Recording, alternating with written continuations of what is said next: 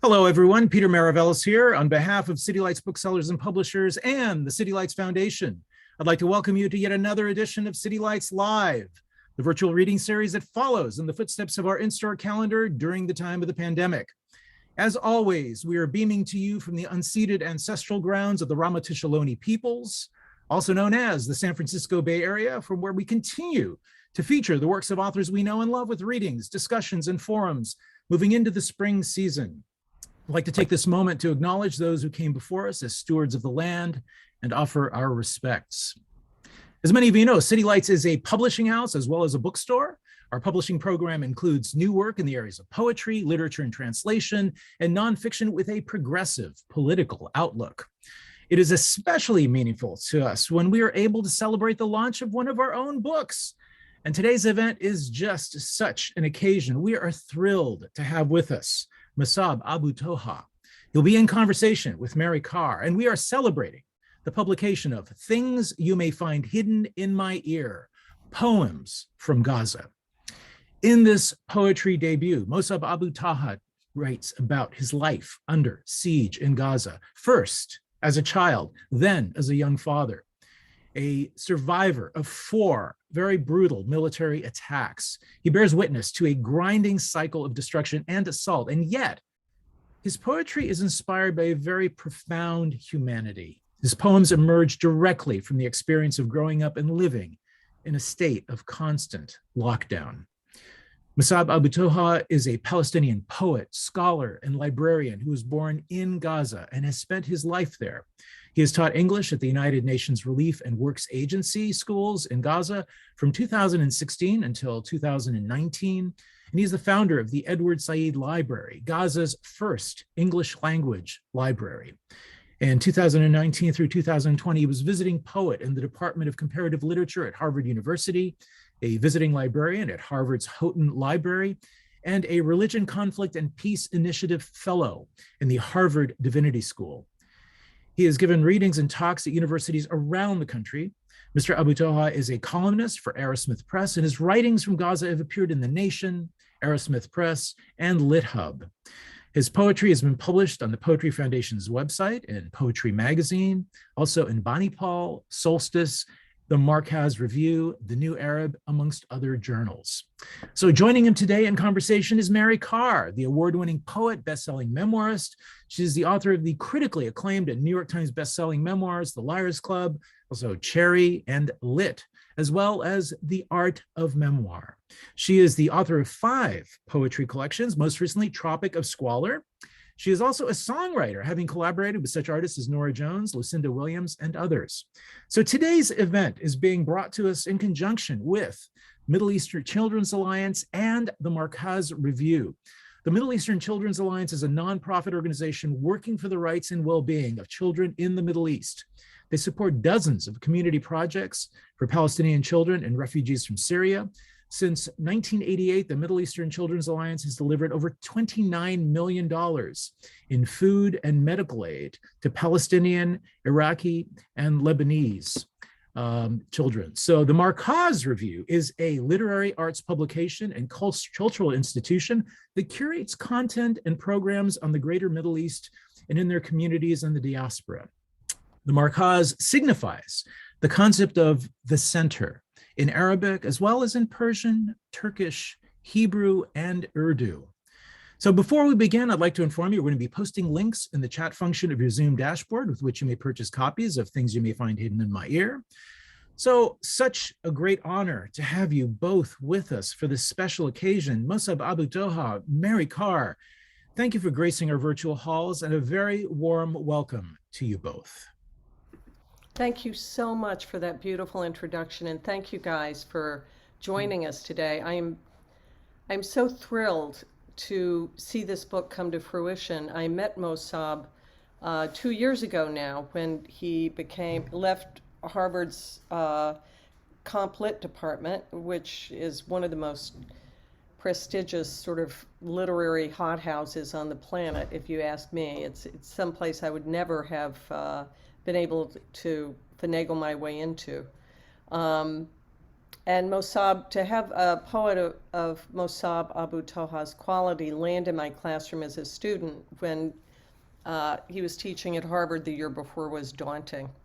What struck me, though, about Mosab from the moment I met him was his humor, his grace, a kind of spiritual grounding that was bemused and yet very clear-eyed, and his passion for language and for literature. We've had a sort of semi-disaster here in the past couple of years because Mosab, going back to visit Gaza, where he has ailing older parents, he became stuck because he is a stateless individual. There is no embassy in Gaza, and all of our finagling and lever pulling and begging and bribing and borrowing and chiding and pleading, he's still stuck. And even though we expect him, I think we finally got him an interview at the Jerusalem embassy. For those of you who don't know, this is common if you don't have an embassy, a state, a recognized state that can advocate for you. So really, I'm here to celebrate not his travails, but him as a human being, as a father, and most importantly, as an extraordinary new voice in the poetry of witness. His poems have a quality of curiosity, a vivid landscape, a vivid set of images, and a very, I like the word humanity, a very humane point of view, a very situated point of view and of lived experience. To me, the great poets, he has a poem dedicated to the great Mahmoud Darwish. The great poets have binocular vision, are able to see two ways. Mosab may be able to see 10 or 12 ways, I guess. And so I'm going to ask him to join us by reading some of the poems in this extraordinary book, Things You May Find Hidden in My Ear. Please welcome Mosab Abu Toha. Thank you, dear Mary. It's so fascinating to be part of this event. And thank you for the warm welcome, Mary. You said maybe more than I deserve. Well, I'm going to start with the first poem in the collection titled Palestine AZ. Yeah.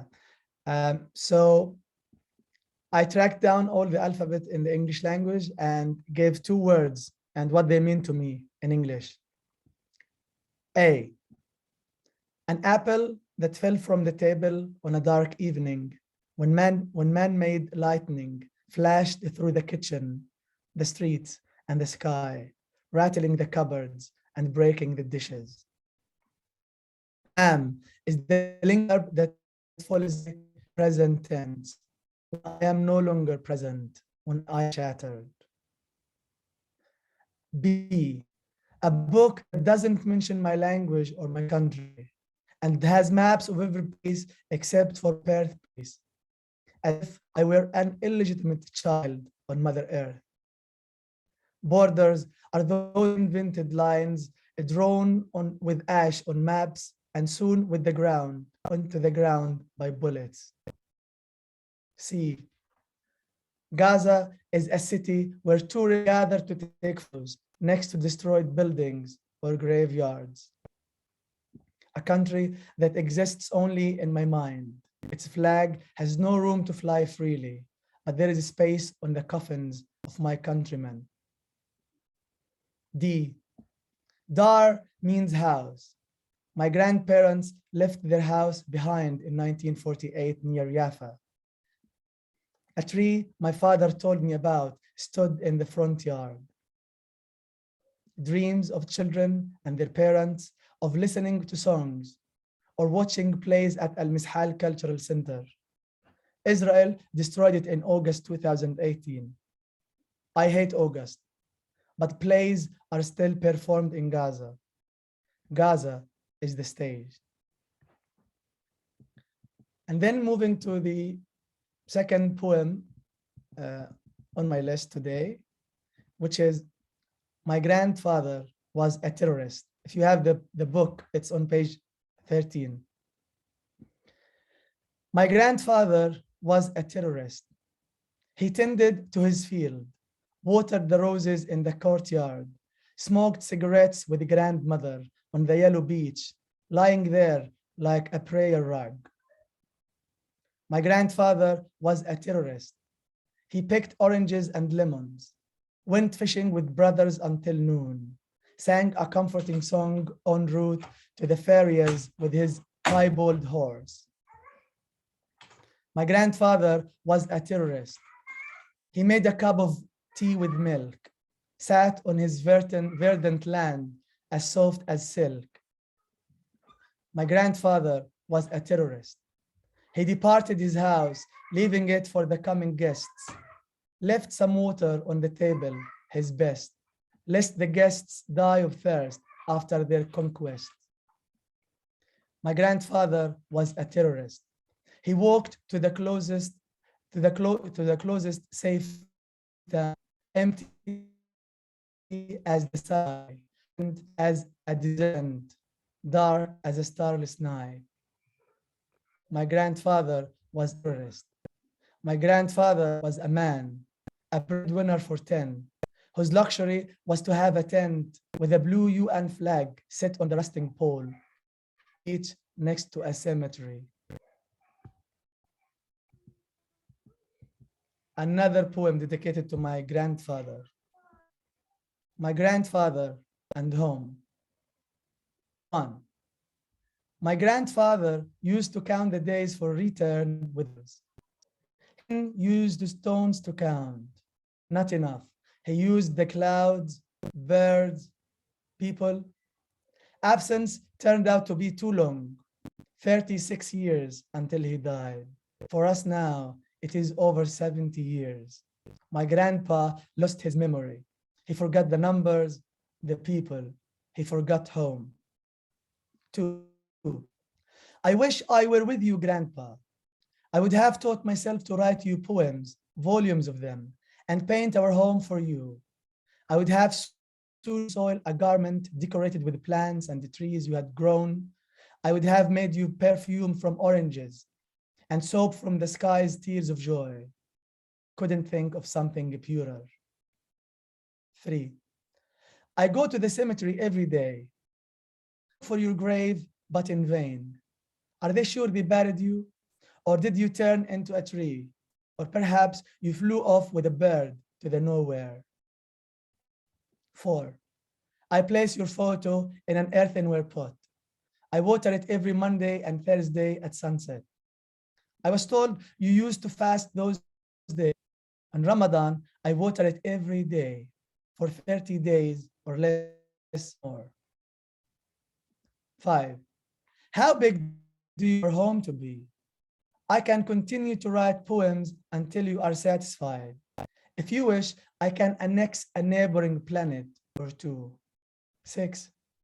For home, I shall not draw boundaries. No punctuation marks.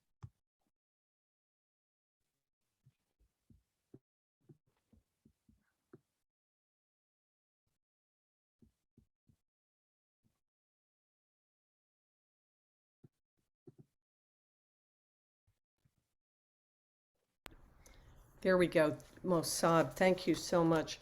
One of the things, there's a great line in a letter of John Keats that if poetry doesn't come to the poet as naturally as leaves to a tree, they ought not come at all. And one of the things I find so impressive about this work is your use of metaphor. And the metaphors are very specific, very grounded in the physical world, and yet they evoke and mean in several ways. Just one of these lines I'm so struck by. Borders are those invented lines drawn with ash on maps and sewn into the ground by bullets. Just the conflation of all those things together. Invented lines drawn with ash on maps. Do you remember what exactly, how that line was arrived at, or can you talk a little bit at all about your use of metaphor? Yeah.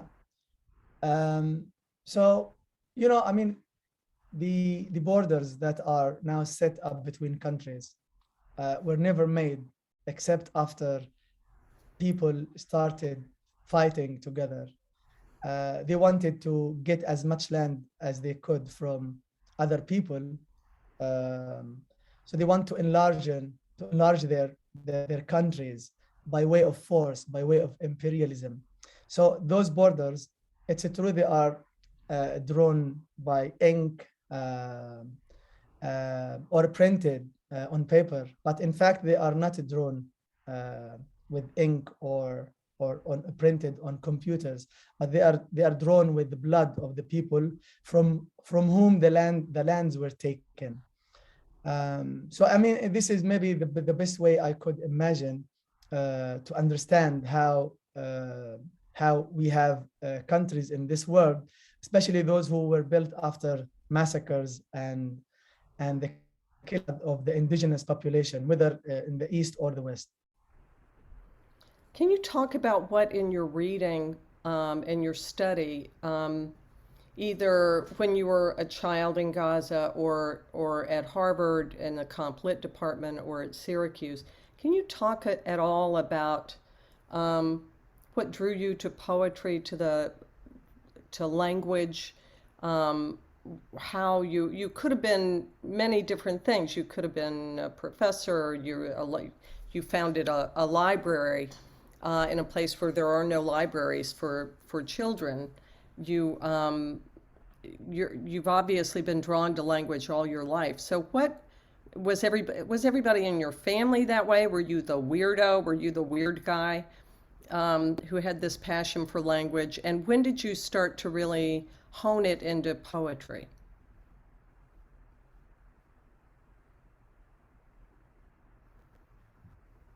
I'm not sure if my connection is very good. Can you confirm? You hear me very well? Yes. Okay. Well, in fact, I think poetry is maybe the only way for me to express myself as a human being, someone who was born under siege, under occupation. Sometimes I find poetry an effective way to get rid of my nightmares that usually come to me in my sleep.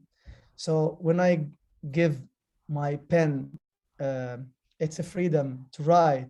It sometimes shows me where this idea came from. So it's like digging, it's like excavating my subconscious. Am I freezing? Yes, but you're back. Okay. Let me just change my position.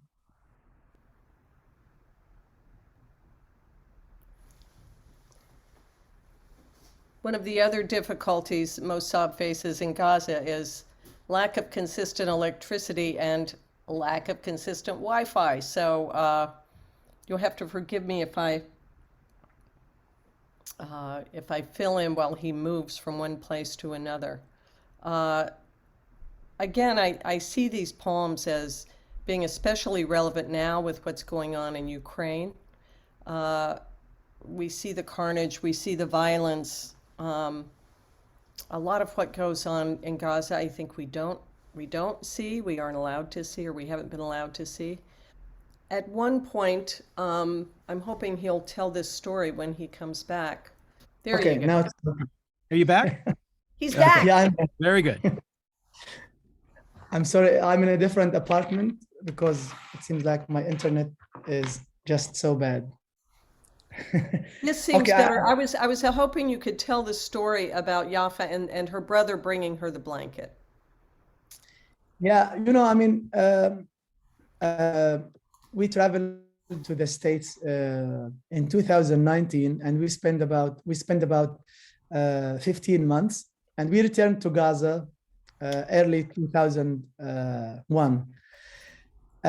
So just about 100 days after we to Gaza, the Israelis the Israeli warplane and tanks started to attack Gaza.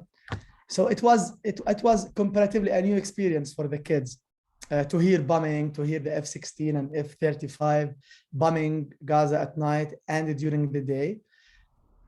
Whereas before that, in America, it was so calm. I mean, there was no noise. And when they could hear the motor of a plane, it was a passenger airplane. It was not a warplane, you know.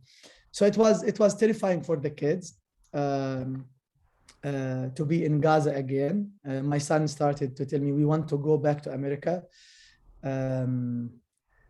So during the night, there was heavy shelling. One day, something like today, last year, there was heavy bombing during the night. And it's really strange that the Israeli army prefers to attack Gaza, especially during the night when kids are trying to sleep. So Yafa, now she's 5 years old. She tried to cover herself. She wanted to hide. So my son, Yazan, who is 1 year older than her, fetched a blanket and threw it at her. And he said, "No, now you are hiding." So as if closing your eyes would prevent danger from coming to you. That's a really innocent thought, you know. So, you know, a big brother trying to help his sister, and me, a father, I cannot protect either of them. And I cannot even, secure myself and my family in Gaza. So it was really, you know, nightmarish. It was really heartbreaking to see children who even do not know that they are in Gaza.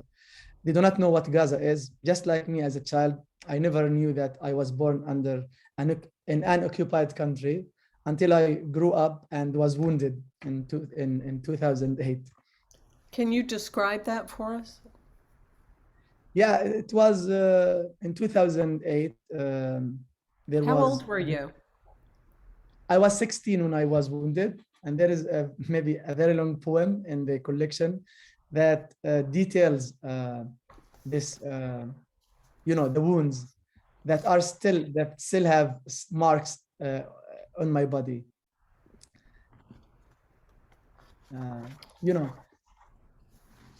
You said once,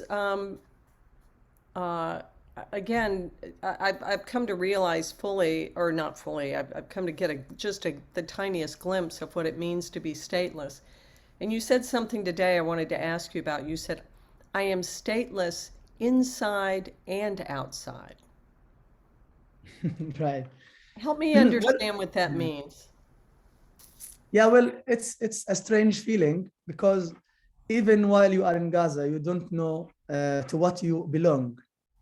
I mean, okay, there is a homeland in my mind, but when I go around here and there, I don't know what is this state that we are calling Palestine, because there is a political rift between the two parts of Palestine, Gaza and the West Bank. And for me as a Gazan, I cannot go to the West Bank, and people in the West Bank, which is a Palestinian territory, cannot come to Gaza. So we are separated geographically and politically. So I'm stateless. I cannot even visit the other part of my country. Not to say,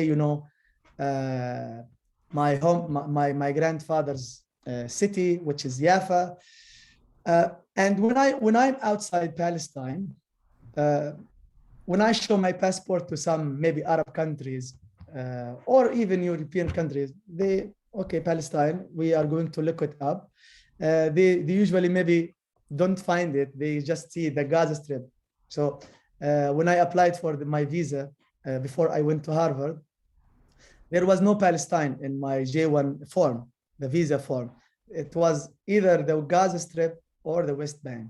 So, and the other part of it is that because I'm from Gaza, leaving Gaza is nearly impossible, and returning to it is also impossible. That's because of the continuous crossing border closure.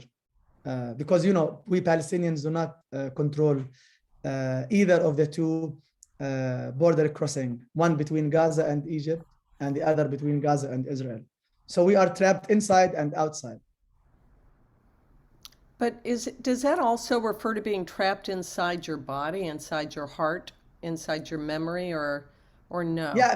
Yeah, it's, you know, it's a perplexing feeling, because again, I don't know whether I should stay in Gaza or not. Maybe sometimes I'm thinking about my kids, about the horror that we are subjected to. So there is a conflict between, should I stay? Is it worthy of staying here? Maybe I should return a few years later because I need to keep my children safe. So I don't want to live forever, but sometimes I think that maybe I need to have some time outside. I need my children to grow up psychologically and physically healthy. So, you know, I mean, you are trapped, whether physically or mentally or psychologically. Yeah. And what do you think? I love these poems about your grandfather. Can you tell us a little bit about him and how he grew up? And I find those poems particularly moving. Yeah. Well, unfortunately, my grandfather passed away before my father married. So, so I never had the chance of meeting him or talking to him. So to me, he is something that will be absent forever. So I look at him and consider him to be my Palestine, something that I lost even before seeing it. So for me, I know Palestine, I know Jaffa, I hear about Jerusalem, I hear about Akka, I hear about Nazareth and Nasra. So I know about these places, but I never set my foot in them. So that's the same with my grandfather. I just see him in photos. I try to create stories about him from the stories that my father tell me about him. And one other thing, I don't know where his grave is. Oh, terrible. Yeah. Terrible. I think of that situation in Ukraine. I also, there's a lot of joy in this book. That even though you're living under siege, I was hoping you could read on page 49, if you don't mind. Yeah. It reminds me so much of some of the great Polish poets who wrote under various occupations. That poem, "We Love What We Have," on page 49. Would you mind reading that for me? Sure. Yeah. Okay. Of course. We love what we have. We love what we have, no matter how little, because if we don't, everything will be gone. If we don't, we will no longer exist, since there will be nothing for us here. What's here is something that we are still building. It's something we cannot yet see because we are part of it. Someday soon, this building will stand on its own, while we will be the trees that protect it from the fierce wind, the trees that will give shade to children sleeping inside or playing on swings. Wow. How that image of the way the juxtaposition in the poem, we will be the trees that protect it from the fierce wind, the trees that will give shade to children sleeping inside or playing on swings. Yeah. How much of your decision to build that library, could you talk a little bit about that? And was that the result that happened when Maram was pregnant with your oldest son, right? Not Mustafa. Yeah. You mean establishing the library in 2017? Yes, establishing the library. That's something, I don't know if he can post a link to that library, but it's one of my favorite Thank you. It's one of my favorite charities. So yeah. Well, you know, my wife gave birth to Yafa, our second child, and I was doing some interviews to promote the library, so I didn't attend my my second baby's birth. So I mean, in the poem, when I talk about the trees, surely we are going to be buried when we die, but we are not dying completely, because we will be still growing up and giving our children with what we are building for them now. So we will protect them. We will give them the shade even after we die. So that's something that I want, especially for the library and other projects that I might be able to succeed in starting. I want things that will help people to continue reading and writing, continue to growing up culturally, socially. I want them to connect with each other, because this is how we discover our own humanity, whether our faults or success. Maybe this is one of the most important things about being a tree that gives shade to children. And was it reading? Were you always interested in reading? Obviously, you read many languages. You were always interested in literature or poetry in English? Or I know you read many languages, but can you talk a little bit about what you've read that's brought you to this juncture? I feel like you're in a lineage that is certainly, from the Middle East, but I mean, you wrote this book in English. Yeah. Which is it's an impressive accomplishment. Well, my relation with English started when I was in my 5th grade. That's when English was taught as one of the subjects in my school. So I think until now it has been my favorite subject in school.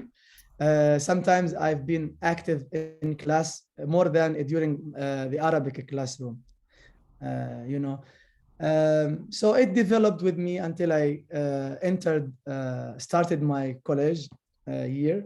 I majored in English, but during that time, I never tried to write anything creative. I just studied, poetry and novels, plays, etc. But I haven't started to write until 2014 during the Israeli attack on Gaza. So on my Facebook, I started to post what is happening around me. So that war lasted for about 50 days, and I lost 3 of my close friends, and our house was partially destroyed or damaged. So many of my friends online started to reflect and comment on what I'm writing. So that gave me, I think, a reason to continue writing, because I never thought that what I'm writing is appealing to others, or it could change other people's feelings toward me and my family and my friends. So that's how I started to use my English creatively, because I studied English. That's just for communication, for academic purposes, for my work. But I started using it as I adopted it as my creative language, and I also write in Arabic. But I think my poems differ when I write in Arabic than when I write in English. I'm hoping you can read some more poems for us. So many of these, I'm really excited to hear you read more from this second group of poems. Yeah. If you'll say the pages of them too, in case people have the book. It's such a great book. Thank you. Yeah, I want to read Silence of Water. That's on page 55.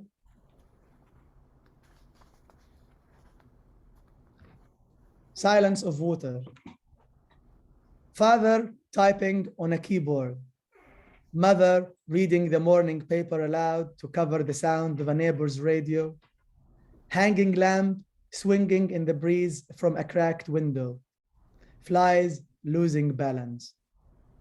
sometimes. Black and white pictures on walls, searching for colors, kettle on stove. One big drop hammers the roof. No lightning, thunder, or clouds. It rains only on this house. Dust and concrete stuff the nostrils of other houses. Water on stove no longer boils. Shrapnel has cut its throat. Such a powerful last line, Mosab. Thank you. I would also read the Edward Said, Noam Chomsky, and Theodore Adorno in Gaza.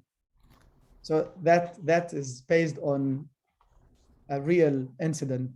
Can you tell us how that came to pass? What a weird lineup. Edward Said, Noam Chomsky, and Adorno in Gaza. How did they come together? And how old were you when you saw this event? Well, that happened 2 years ago. I was in my room, and there was an explosion just a few hundred meters away from our house. And one of Edward Said's books that's titled Out of Place, his memoir, his famous memoir. So it fell off the shelf. So I thought that Edward Said was out of place when he was alive. And now after he died, this out of place book is now again out of place. It's really now out of place. And I thought of Noam Chomsky as a friend of Edward Said, trying to help him, stop the bleeding, etc. And then I thought about the sound and the music of the explosion, and there came Adorno as someone Edward Said admired. So this is the panorama of the poem. Okay, so Edward Said, Noam Chomsky, and Theodore Adorno in Gaza. Dust tiptoes in a standing ovation after the explosion. Light hits the icy air, fades into the town's potholes. Edward Said is out of place again. His books fall from my shelves onto the broken window glass. Palestine is also out of place. Its map falls off my wall. Edward's exile bleeds again of wars, of continued estrangement. Chomsky innately repairs the wounded words, applying bandages from his universal grammar kit. Adorno tries to study the music of the falling bomb and shattering a glass. But the words slipping from the books mystify his sight and mind. The dust covers his glasses. The musical score lies breathless near his shivering feet. Beautiful. Right. Maybe one last poem before we. Please. Yeah. Okay, Forever Homeless. And, it's traveling, as I mentioned, is really a painful experience for a Palestinian like me. So I wrote this poem about my being forever homeless. Before my long travel, I pack my suitcases, stuff them with some sand from our land, some scent from my mother's kitchen, and sounds of birds in the morning. And in my pockets, I put the 4 directions. My hands are the compass. At the airport, I beg the officer not to open the suitcases, and if needed, to touch my clothes gently. Otherwise, I would be standing on nothing, surrounded by nothing, see nothing. I would be weightless and forever homeless. Beautiful. That was on page 98.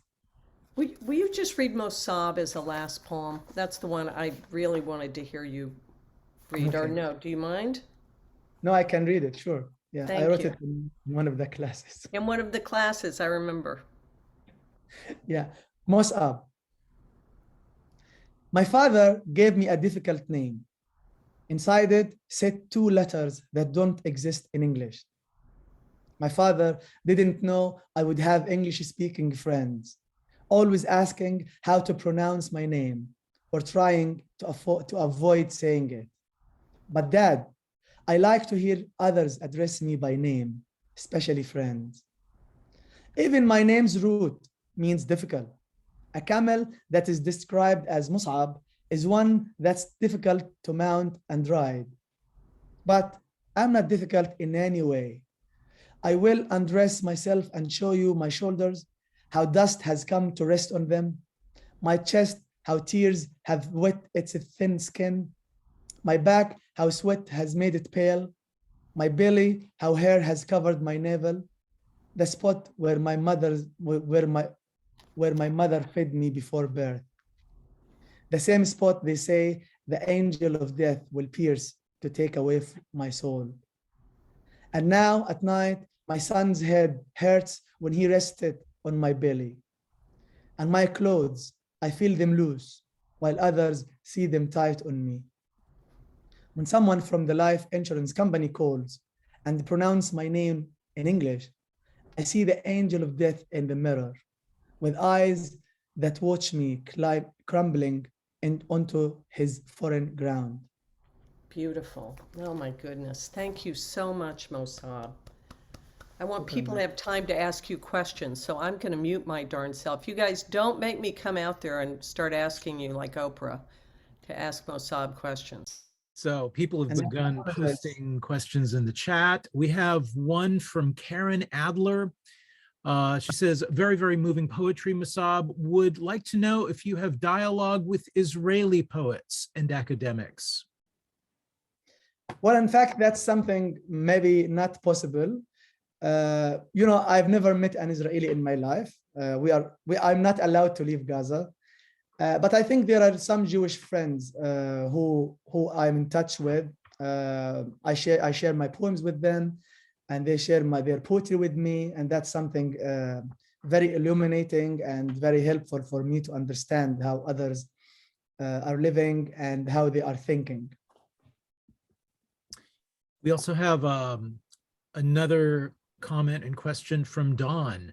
The media continues to give extensive coverage of the relentless Russian assault on the Ukraine. Is this a moment when poems like yours might help break through the media blackout of the relentless assault on Gaza and the continuing theft of land by Israel? Well, that's something I hope. It will take a lot of time before people change their way of thinking. I mean, maybe poetry can affect people and how they feel about something, but that's not necessary. It doesn't necessarily mean that they are going to change it on the ground. I mean, I wrote poetry about death, about siege, about my wounds, but that's not, a guarantee that this won't happen again. Okay.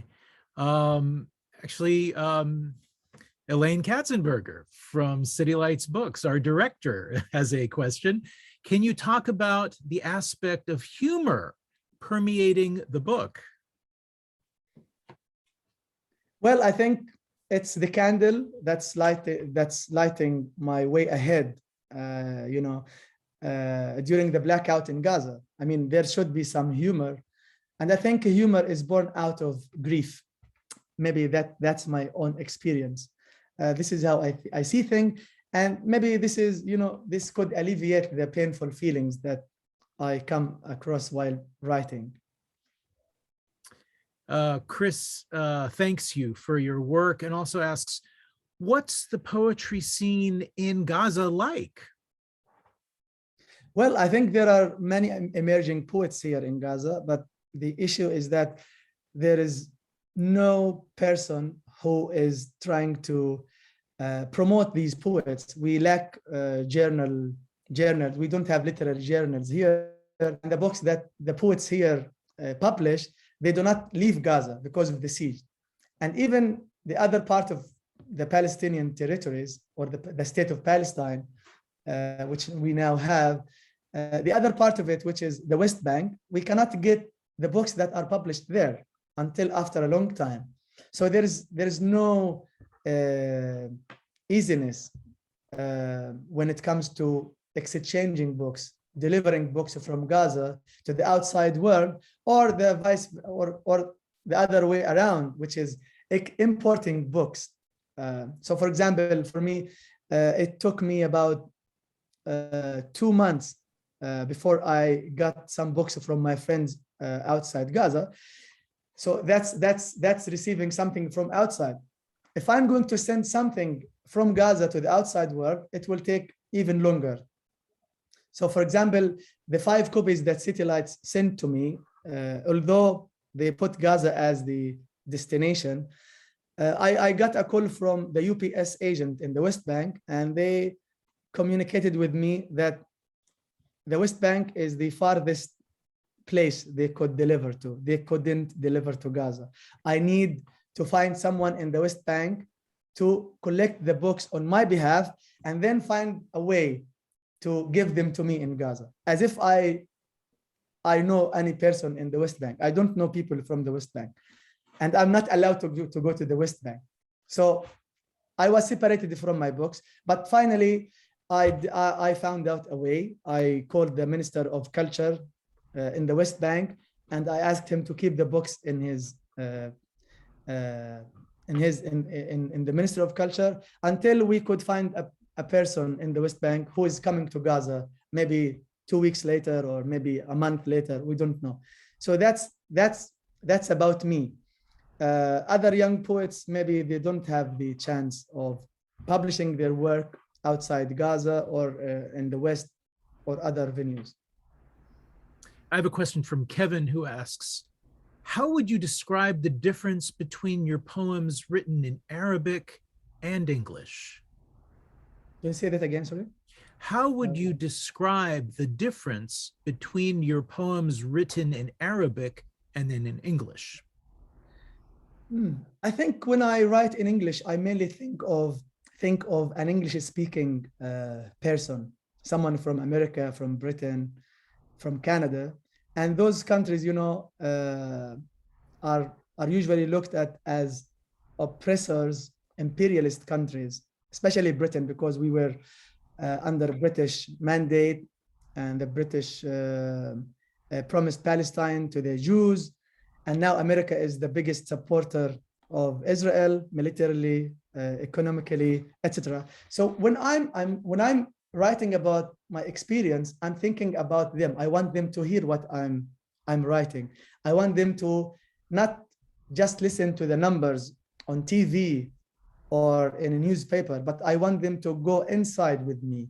I want them to see through my eyes as someone who has been born under occupation and siege, who was wounded, who lost 3 friends, etc. So I want them to be in my place. And I think English is the only way that I can, writing poetry in English, not only English, but poetry in English would help me communicate all these ideas and experience.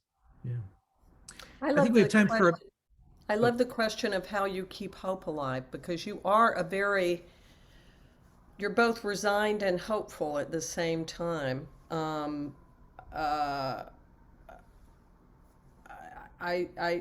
do you do it? I know you're a person of faith, but what else? How do you not succumb to despair? Well, I mean, I think it's a reality. So it's either you take away your life, or you just keep hope. I mean, you have 2 options, whether to continue your life or just end it. So if you decide to continue with your life, you need to have some reason that would make you continue to live, and also let others live a good life. So for example, for me, during the war, especially May of last year, I was terrified. My legs were just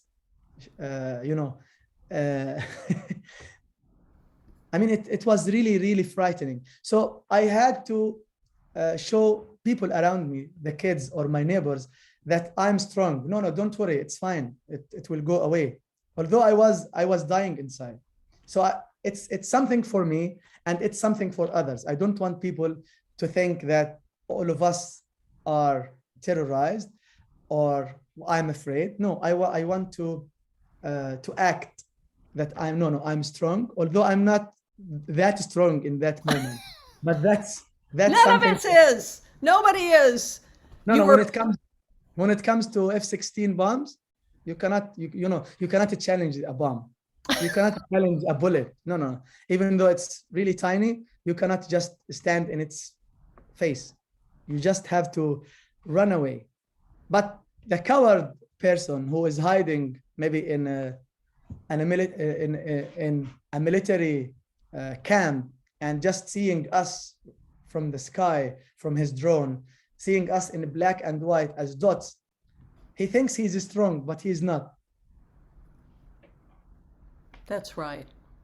Beautiful, beautiful, Mosab. Thank you so much. This book is such a gift to everybody. I hope everybody here orders it. This is such an amazing book, and I can't say enough about this fabulous debut. Thank you. Thank you so much, and thank you, City Lights, for letting us gather here to celebrate this. Well, thank you both ever so much. And this has been a great honor and very, very auspicious and meaningful event. Mary Karr, thank you for being such an excellent interviewer. Mosab, congratulations. It's such an honor for City Lights to be able to publish this book, especially at this time. And we really wish you the very best in all things and really look forward to someday having you in the store live. It would be such a wonderful thing. So as much as the virtual has brought us all together, there is no substitute in being in the same room. So we look forward to that. Our gratitude also goes out to our co-sponsors today, the Middle Eastern Children's Alliance and the Markaz Review. I've actually posted links in the chat function with which you may do more research and visit their sites and learn more about their good work. Also posted links with which you may buy the book, so please check that out. Also want to remind everyone, City Lights is actually open for business now. We're open from 12 noon until 8 p.m. every day. So please come on down, visit our stacks. We would love to see you. Today's event has been made possible by support from the City Lights Foundation, continuing the legacy of our founder, the late Lawrence Ferlinghetti, through public events like this one, a publishing program, an educational outreach, all dedicated to sustaining a vibrant community of readers, writers, and independent thinkers. So be safe, be well, everyone. We hope to see you all again soon. Mosab, I'm going to give you the last word. Well, it means a lot to me to be able to speak to the audience and to be in conversation with Mary. And I apologize, even though maybe I don't have to because I live in Gaza. I apologize for the bad internet connection and my having to be out of the room for a while. That's something that I didn't expect, but you have to expect anything in Gaza. Maybe while I'm talking to you, a bomb on the ceiling, on the roof, and then die. So anything can happen very easily. So thank you very much to everyone. Thank